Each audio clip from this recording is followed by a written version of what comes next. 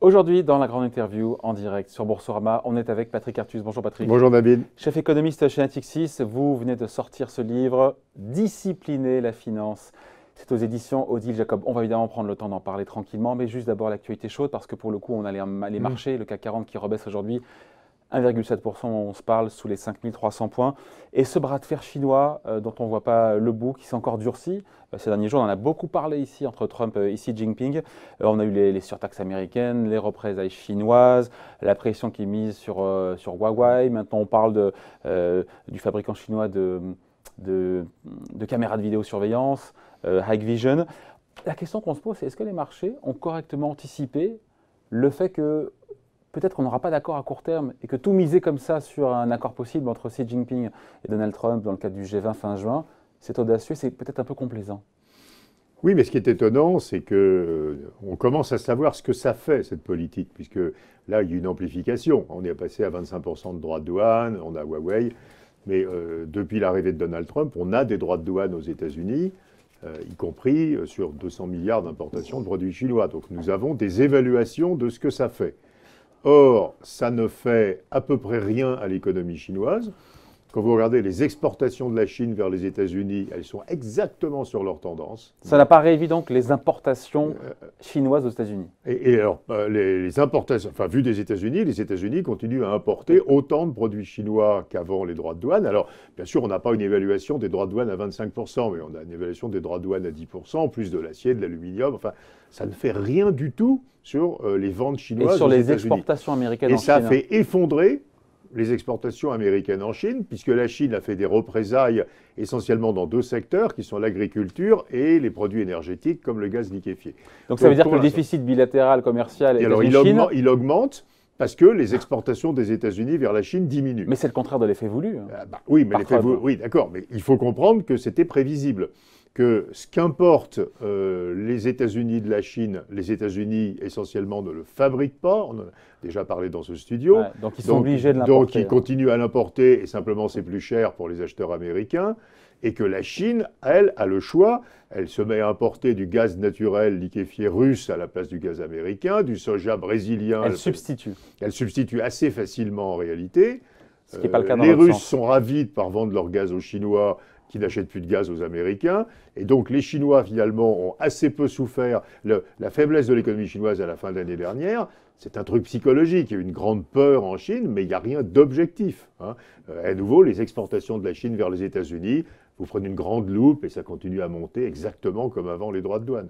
Aurel BGC a calculé que le taux moyen des tarifs sur les importations chinoises est passé de 3% à 18% avec les nouvelles mesures. Oui, avec le 25%. Oui. Exactement, ça passe à 18%. On se dit, mais pourquoi ça ne pénalise pas encore l'économie américaine, même si les chiffres du premier trimestre alors sur les États-Unis, alors il y a pourquoi ça ne réduit pas, encore une fois, parce qu'ils n'ont pas le choix, ça ne réduit pas les imports. Oui, mais ça ne réduit pas les imports, donc ils payent plus cher. Mais même Trump l'a dit l'autre jour, et il l'a vu, les droits de douane, c'est un impôt, et l'argent de cet impôt est rendu aux Américains. Comment il est rendu ? Il est rendu par le budget. C'est-à-dire que là, on a... Il dit 100 milliards de dollars. Pour l'instant, non. Pour l'instant, on a 25% de droits de douane sur 200 milliards. Ça fait 50 milliards de dollars de droits de douane. Donc les Américains payent 50 milliards de plus pour les produits chinois. Le Trésor des États-Unis a 50 milliards d'impôts, de recettes fiscales en plus. Il aurait pu réduire le déficit public. Or, il ne l'a pas réduit. Donc, il l'a rendu aux Américains. Mais concrètement, il le rend comment ? Il le rend en faisant des dépenses publiques supplémentaires, en faisant des transferts, etc. Enfin, en baissant les impôts, c'est une partie du financement des baisses d'impôts, c'est les droits de douane. Donc c'est rendu aux Américains. Donc on leur c'est pas totalement la même poche non plus. Alors il y a des effets. Alors il y a de très gros effets de répartition. Si vous êtes un des secteurs dont les produits sont taxés, vous êtes gagnant. Donc les fabricants d'acier aux États-Unis ont leurs prix qui ont monté de 25%. Donc évidemment, ils vont mieux.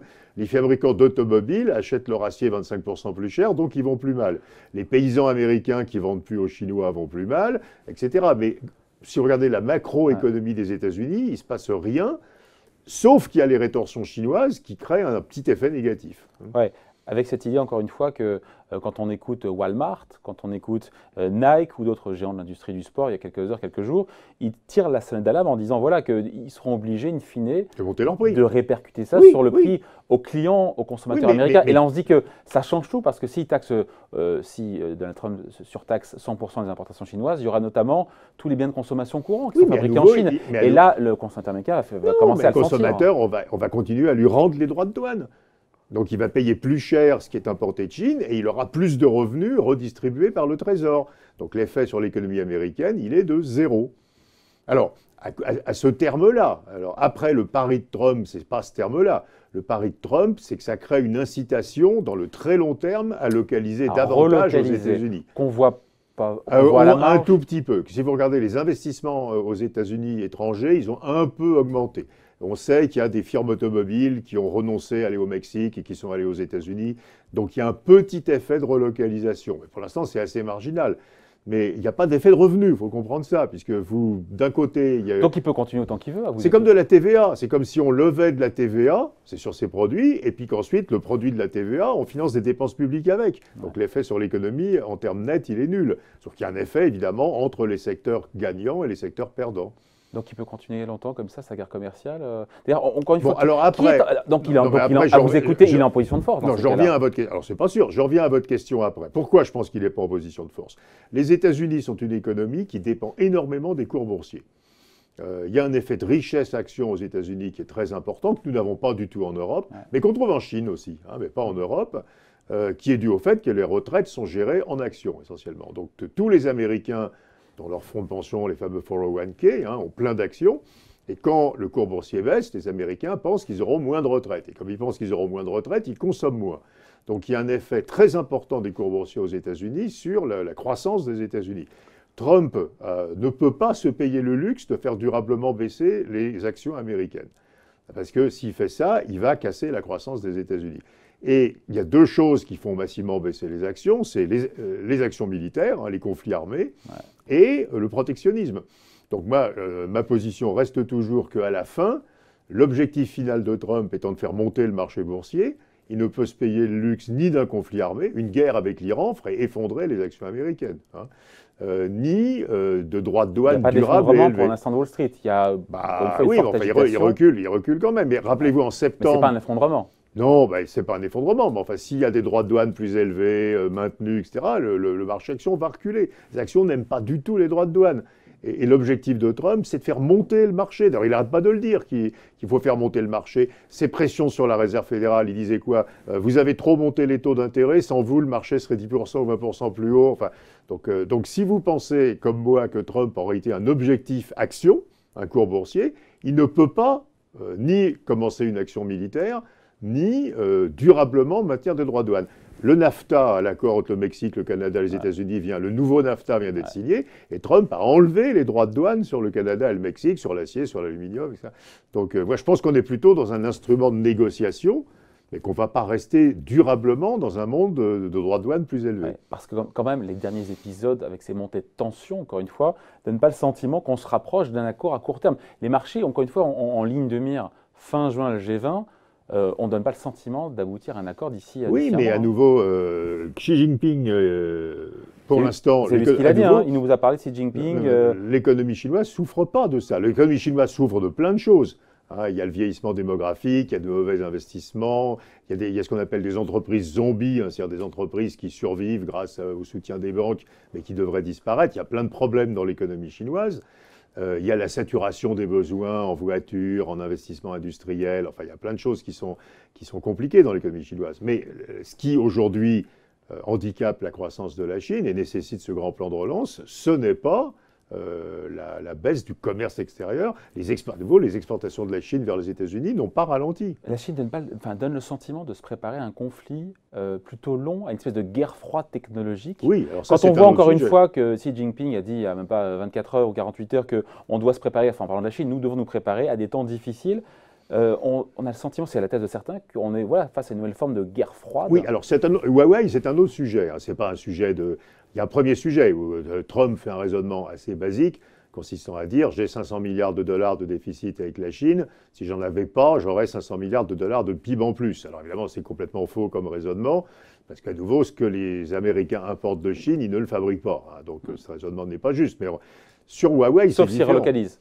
Oui, mais ça, c'est dans 10 ans, 15 ans, et peut-être. Et ça serait beaucoup plus cher. On sait que ce qui est dans le tuyau peut-être, enfin la menace suivante, c'est de taxer tout le reste des importations depuis la Chine. Là, vous taxez les iPhones, par exemple. Ouais. Est-ce que Apple va ramener la fabrication des iPhones aux États-Unis? Je veux dire, ça multiplierait par 3 le prix des iPhones. Enfin, c'est quand même très douteux que ça puisse se faire. Ou alors, il faudrait des droits de douane, pas de 125%, mais de 100%, de 200%, j'en sais rien. Mais non, le point suivant, c'est le point technologique, qui est à mon avis beaucoup plus sérieux. C'est que les États-Unis commencent à se rendre compte qu'ils sont dépassés technologiquement dans certains domaines par les Chinois. Lesquels? L'espace. Il semblerait que les Chinois ont des maîtrises de la guerre spatiale, par exemple, même dans le domaine militaire. La 5G. Donc Huawei, des systèmes de télécom complexes pour les entreprises, des systèmes de vidéosurveillance, etc. High Vision. Voilà, que les Chinois ont de l'avance. Et ça crée un sentiment de panique aux États-Unis qui sort du système qui avait commencé à la fin des années 90, vous le disiez avant. Cet arrangement, on l'avait appelé Bretton Woods 2. C'était quoi Bretton Woods 2? C'était les Américains achètent des produits chinois pas chers et c'est les Chinois qui payent en prêtant au trésor des États-Unis. En recyclant. Voilà, et donc ça marchait très bien. Tout le monde était content. Les Chinois pouvaient vendre aux États-Unis et les Américains pouvaient trouver du crédit pas cher pour consommer. Sauf que plus la Chine monte en gamme, plus ceci est remis en cause parce que ce déficit extérieur, il monte en gamme aussi. Et là, je pense qu'aux États-Unis, il y a une perception aujourd'hui d'un certain retard technologique vis-à-vis de la Chine. Donc, c'est même pas conserver l'avance technologique des Américains? Non, ils n'y arrivent pas. Et alors, à nouveau, dans plein d'autres domaines, mais il y a les semi-conducteurs où on sait que les Américains ont encore de l'avance, mais les Chinois mettent des investissements colossaux dans ce genre de secteur. Quand vous regardez les chiffres de la recherche-développement en Chine, le nombre de PhD, c'est quand même très impressionnant. Donc, il y a une vraie montée en gamme de la Chine, je dirais, donc avec une vitesse impressionnante. Et quand vous regardez les chiffres de la recherche-développement, on les compare en dollars. Il faut quand même se dire qu'un chercheur en Chine, ça coûte beaucoup moins cher qu'aux États-Unis. Donc, en volume de recherche-développement, la Chine dépense plus que les États-Unis, en réalité. Ouais. Certains ont dit qu'il y avait une forme d'improvisation dans les sanctions prononcées par Donald Trump contre Huawei, en disant, voilà, on coupe à Huawei, donc justement, ses fournisseurs, l'accès à ses fournisseurs américains, les Intel et compagnie en microprocesseurs, tout en accordant, dans la foulée, quelques heures après, un sursis de 3 mois. Et là, on se dit, quel signal politique est-ce qu'il envoie Donald Trump aux Chinois? Et puis, si vous voulez, ce genre de sanctions, en général, se retourne contre celui qui les commence quelques mois ou années après. Prenez un exemple très différent, mais assez révélateur. Quand l'Union européenne décide d'arrêter de vendre des produits agroalimentaires à la Russie. 2 ans après, la Russie a recréé une incroyable industrie de l'agroalimentaire qui est en train de tailler des croupières à l'Europe sur tous les marchés mondiaux en étant meilleur et moins cher. Dans le blé, dans la viande, dans toutes sortes de trucs.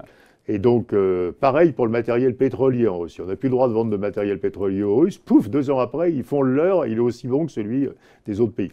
Les Chinois, ça va être pareil. Ça va accélérer de façon considérable la montée technologique de la Chine qui va se dire quels sont tous les trous dans la raquette qu'il faut qu'on bouche pour ne dépendre plus de personne. Donc en fait, les Américains, à court terme, ça crée des problèmes aux Chinois. Vous ne pouvez plus avoir YouTube, il y a plein de gens qui ne vont plus acheter de téléphone Huawei parce qu'il n'y aura pas YouTube. Donc ça, on sait que c'est vrai. Mais dans 5 ans, dans 10 ans, ça va créer une impulsion incroyable en Chine pour devenir autonome. Il n'y a pas quand même, on boucle le sujet, après on parle évidemment de votre livre, sur les marchés et la guerre commerciale, est-ce qu'il n'y a pas une forme de complaisance? C'est ce que me disait le chef économiste de chez Lombard-Odier en début de semaine, de la part des marchés, qui voient tout ça comme un grand bluff, avec au final, encore une fois, fin juin, un accord possible. Qu'est-ce qui se passe? C'est mon point d'avant. Je pense que les marchés sont trop pessimistes. À nouveau, je pense que... Trop pessimistes? Oui, je pense que, aujourd'hui, je pense que Trump n'a pas les moyens, je me le répète, mais de mettre en place une situation qui dégradera Wall Street durablement. Parce que, à nouveau, c'est de la macroéconomie après, c'est pas simplement les actions. C'est aux États-Unis, une dégradation durable du marché des actions coupe la croissance. S'il n'y a pas d'accord fin juin, qu'est-ce qui se passe sur les marchés? Ça corrige fin juin? S'il n'y a pas d'accord fin juin, ça risque d'aller mal. Mais moi, je pense que Trump est obligé Dans quel timing? de se mettre... Oui, mais enfin, s'il dit qu'on va y arriver, les marchés... regardez, on a oublié les sanctions de septembre.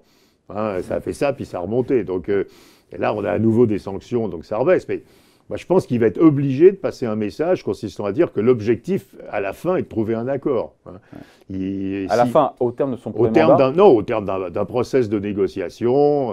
Alors, il dit des choses très bizarres, parce qu'il fait des tweets en disant ce que font ces Chinois sont détestables, mais le président Xi Jinping est un immense ami et on va y arriver. Enfin, il y a des trucs des déclarations assez curieuses, mais il n'aura pas le choix parce que s'il fait traîner trop... S'il fait traîner trop, ou si on se dit qu'à la fin, il y aura une véritable guerre avec des rétorsions... Mais ça n'a aucun effet sur l'économie américaine, vous nous dites. Mais si, ça aura un effet, mais pas par le commerce, par les actions. Par les actions, pas par le commerce, mais par les actions. Voilà. Autre sujet, alors évidemment, vous voulez vous faire réagir et avoir votre grille de lecture. Il y a ce livre qui vient de sortir, Discipliner la finance. C'est chez Odile Jacob. On se dit que s'il faut la tempérer, s'il faut la discipliner, c'est qu'elle a pris trop de place. Mais pourtant, on sait que comme il y a des enseignements qui ont été tirés de la crise de 2008, les banques sont mieux régulées, les produits dérivés aussi, les produits complexes, titrisés aussi. Voilà, il faut encore... D'abord, oui, mais enfin, il faut d'abord, contrairement à ce que croient beaucoup de Français, finance n'égale pas banque. Donc, c'est réducteur. La plupart des gens pensent que la finance, c'est les banques. Donc, on parle des banques alors qu'on parle de la finance. On dit les banques n'ont pas été... Bon, les banques sont maintenant dans un encadrement réglementaire qui fait qu'elles maigrissent, qu'elles font moins de crédit, qu'elles ont plein de fonds propres, qu'elles ont plein de réserves de liquidité. Donc, honnêtement... La probabilité qu'on démarre une crise aujourd'hui des banques de l'OCDE est très très faible. Les produits complexes comme les produits dérivés, les produits structurés, la titrise, c'est beaucoup beaucoup plus petit. Tout ça, ça a maigri. L'encours d'ABS, donc de produits titrisés divers aux États-Unis, est 5 fois plus petit qu'en 2007. 5 fois plus petit qu'en 2007. Donc on a circonscrit et encadré tout ce qui a amené à la crise passée. On a fait comme d'habitude. Le régulateur a empêché que la crise qui vient de se produire se reproduise. C'est assez raisonnablement ce qu'il fait toujours. Bon, après, donc la mauvaise finance, entre guillemets, la finance complexe, elle est mieux encadrée. La finance complexe, elle est devenue extrêmement petite. Alors qu'est-ce qui reste comme sujet dans la finance? Vous dites que la finance, c'est 400 000 milliards de dollars. Qu'est-ce que vous mettez dans ces 400 000 milliards de dollars, c'est un calcul simple. C'est l'encours mondial de crédit, d'obligations et d'actions. Au sens large, donc c'est vraiment une exception. Alors on ne peut pas mettre les swaps, tout ça, parce que là, on a des sommes qui ne veulent rien dire. Mais c'est l'encours total de crédits, d'obligations et d'actions du monde. Voilà, et ça, on se rend compte que aujourd'hui, c'est quasiment 5 fois l'économie réelle, 5 fois le PIB, quand c'était 2 fois quelque chose il y a 20 ans. Il y a 20 ans, ouais. Et là, on se dit qu'il y a un problème, c'est ça? Alors, d'où ça vient? En même temps, si ça finance des projets... Oui, mais alors, qu'est-ce que ça finance? Voilà, c'est le sujet. Alors, d'où ça vient? Les trois grands morceaux. Il y a le morceau qui a été traité, donc la dette privée de l'OCDE. Donc ça, c'est la crise de 2008, et on se dit qu'aujourd'hui, d'abord ça, la dette privée de l'OCDE, elle décroît. Les dettes publiques, donc le très grand sujet de l'économie aujourd'hui, et ce sur quoi travaillent énormément d'économistes, c'est la question des dettes publiques. C'est-à-dire, est-ce qu'on a le droit d'avoir des politiques budgétaires beaucoup plus expansionnistes qu'avant parce que les taux d'intérêt sont très bas? La réponse de beaucoup d'États, c'est oui, de facto. Donc aux États-Unis, en France, en Italie, au Royaume-Uni, au Japon, en Chine, etc., on met en place des dettes publiques. Parce qu'on dit que c'est une opportunité, les taux sont bas. Parce que c'est l'argument que vous entendez tous les jours, y compris dans le studio de temps en temps, qui est les taux sont bas, les États doivent en profiter pour financer des investissements publics qui ont du sens. La question... Ça se défend, ça se défend. Oui, mais la question centrale derrière, et la question n'a pas aujourd'hui une réponse définitive, c'est pendant combien de temps les taux d'intérêt sont-ils bas? S'ils sont bas 20 ans, effectivement, ça serait... mais les banques centrales savent très bien que si elles remontent trop vite leurs taux, ça sera un bain de sang, donc elles vont les maintenir très bas. Donc où est le problème? Nous n'en savons rien. Les taux sont très bas, pourquoi? Parce qu'il n'y a pas d'inflation. Il n'y a pas d'inflation, pourquoi? Est-ce que les salaires augmentent très peu? Les salaires augmentent très peu, pourquoi? Parce qu'on a déréglementé les marchés du travail. Si on re-réglementait les marchés du travail, les salaires augmenteraient, il y aurait de l'inflation, les taux monteraient. Mais ça serait politique, ça viendrait d'une décision politique. Mais imaginez que Bernie Sanders devienne le prochain président des États-Unis. Il a annoncé qu'il augmenterait de 50% le salaire minimum. Vous auriez 10% d'inflation aux États-Unis. Et là, on se dit que la Fed ne restera pas les bras ballants. La Fed, elle ne va pas rester à 2,50 s'il y a 10% d'inflation. Et donc, vous allez tuer tous les détenteurs de dettes à 0% qui étaient accumulés. Enfin, aux États-Unis, elle n'est pas à 0. En Europe, elle est à 0. Donc, une des menaces majeures sur la stabilité financière, c'est un retour brutal et non anticipé de l'inflation, qui provoquerait un retour brutal et non anticipé de très fortes hausses des taux d'intérêt. Après, il y a la question de la dette de la Chine. La Chine, c'est une cocotte minute. Les Chinois épargnent énormément et il y a des contrôles des capitaux, donc l'épargne ne peut pas sortir. Donc l'épargne des Chinois est forcément prêtée à d'autres Chinois. Donc il y a une hausse très forte de la dette, dont une partie finance des choses très inutiles, des infrastructures qui ne servent pas à grand-chose, des logements vides, parce qu'il y a trop d'épargne et qu'elle devrait sortir, mais elle oui, peut mais tout pas. ça est circonscrit, donc tout ça est maîtrisé. Alors c'est à l'intérieur de la Chine Voilà. et c'est baqué par l'épargne des Chinois, et en plus dans un pays où, comme il y a beaucoup d'épargne, l'État a des moyens d'intervenir très importants. Après, il y a la dette des émergents qui n'est pas un problème de niveau, qui est un problème d'instabilité. Ouais. Si on prête aux émergents, puis on reprend l'argent, puis on prête aux émergents, puis on reprend l'argent, et donc on crée cette incroyable instabilité des taux de change et des économies des émergents. Oui, mais c'est leur problème, non? Quelque part, pardon. Ah bah non, c'est notre problème. Enfin, je veux dire, c'est la moitié du monde. Donc si on détruit l'économie de la moitié du monde, on en paiera quand même une partie de la facture.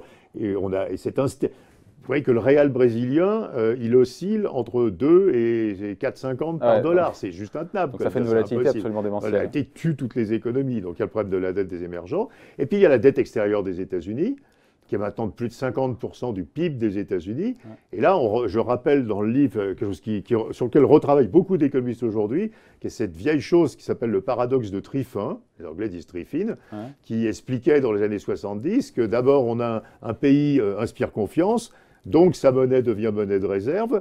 Donc on achète alors aujourd'hui ce sont les États-Unis, dans les années 20 c'était le Royaume-Uni, on achète les actifs dans sa monnaie, ça lui crée une énorme incitation à s'endetter pas cher, ce que font les États-Unis depuis 30 ans, et puis ça crée une dette qui devient intenable pour ce pays. Après, les gens ont peur. Et après, effondrement du pays, du rôle de monnaie de réserve du pays, et on passe sur une autre monnaie de réserve. Ouais, sauf qu'on passe à quoi après le dollar? Alors, ce qui sauve les États-Unis, il y a plein de gens qui n'ont plus envie d'avoir de dollars. Le problème, c'est qu'il n'y a rien d'autre. Voilà. Il n'y a pas de concurrent crédible. Ouais. On se dit que pour l'instant, et c'est la grande surprise, c'est que l'inflation ne revient pas, même dans les pays au plein emploi. Oui, l'inflation ne revient pas. Et c'est peut-être ce nouveau paradigme, si c'en est un, qui fait que les banques centrales ne vont rien faire pendant des années et des années. Mais il faut comprendre ce qui se passe vraiment. Mais personne n'a vu venir. Tout le monde nous dit depuis des années l'inflation va revenir. Mais bien sûr que non.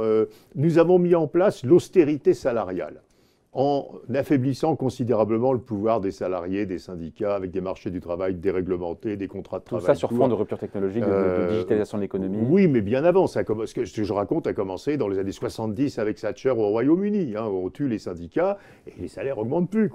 Schröder au début des années 2000 en Allemagne, les Espagnols depuis la crise, etc. Donc, on déréglemente les marchés du travail. On réduit, et quand on plafonne les indemnités prud'homales en France, on contribue à empêcher les salaires de monter. Vous réduisez le pouvoir de négociation des salariés, et qui auront beaucoup moins d'envie de rentrer en conflit avec leur patron. Donc, les salaires n'augmentent plus, austérité salariale. Comme on a de l'austérité salariale, il n'y a plus d'inflation. Comme il n'y a plus d'inflation, on peut faire de la dette publique. Mais il faut comprendre que la dette publique n'est permise que parce qu'il y a austérité salariale. Si on enlève l'austérité salariale, alors politique, donc, oui, mais cette dette deviendra insupportable. Donc, les gouvernements du futur... Donc, le seul choc externe, ça serait un choc politique. Oui, mais ce qu'il faut voir, imaginez qu'un gouvernement de gauche, disons, et de vraie gauche, prenne le pouvoir dans un grand pays de l'OCDE. Il aura un choix dramatique, c'est de dire, moi, comme gouvernement de gauche, j'ai envie de sortir de l'austérité salariale, mais je sais que si je le fais, je crée une crise de la dette, puisque les taux d'intérêt vont monter et les dettes seront plus supportables. Voilà. Donc on aura le choix entre... En gros, c'est l'austérité salariale a permis la fin de l'austérité budgétaire. Ouais. Mais si on enlève l'austérité salariale, il faut en revenir à l'austérité budgétaire. Voilà. Dernière question, parce qu'on se dit, effectivement, ces taux bas, ça a permis de solvabiliser notamment les États très endettés. Mais il faut quand même leur rappeler, pour les épargnants, mais c'est un calvaire. Oui, alors il faut... on les a tendus et un jour, ils mériteraient, ils ne le feront pas, mais ils mériteraient de se révolter. Alors, la révolte des épargnants, c'est quelque chose qui est intéressant. Il faut comprendre que quand vous avez... C'est un choix aussi. Mais David, quand vous avez beaucoup de dettes, pour rester solvable, il faut lever un impôt. Et vous avez le choix entre 3 types d'impôts. Il y a un vrai impôt. L'impôt Hollande. Voilà, donc les impôts. Il y a l'inflation, qui était ce qu'on utilisait il y a très longtemps. On vient de dire que... Il n'y en a plus, mais dans le temps, c'est ce qu'on faisait. Là, c'est une taxe sur la détention de monnaie, l'inflation. Et puis, il y a la taxation de l'épargnant par les taux d'intérêt anormalement bas. Donc, on ne peut plus faire la taxe inflationniste. On ne veut plus faire de vrais impôts, parce que les taux et donc il ne reste que la taxation de l'épargnant. Si on enlève la taxation de l'épargnant, les États ne sont plus solvables. Donc la solvabilité budgétaire, elle est acquise au prix de la taxation de l'épargnant, qui peut être obtenue au prix de l'austérité salariale. Donc il y a deux grands... Donc tout le monde est perdant. Mais c'est inacceptable pour l'épargnant. C'est inacceptable. Alors, qui sont les perdants? Les salariés, parce qu'il y a austérité salariale, et les épargnants, parce qu'il y a taxation de l'épargnant. Et donc, en gros, tous les ménages, qu'ils soient riches ou pauvres, sont perdants. Et qui sont les gagnants? Tous ceux qui sont endettés. Donc, les États, les entreprises et les jeunes ménages qui achètent des logements.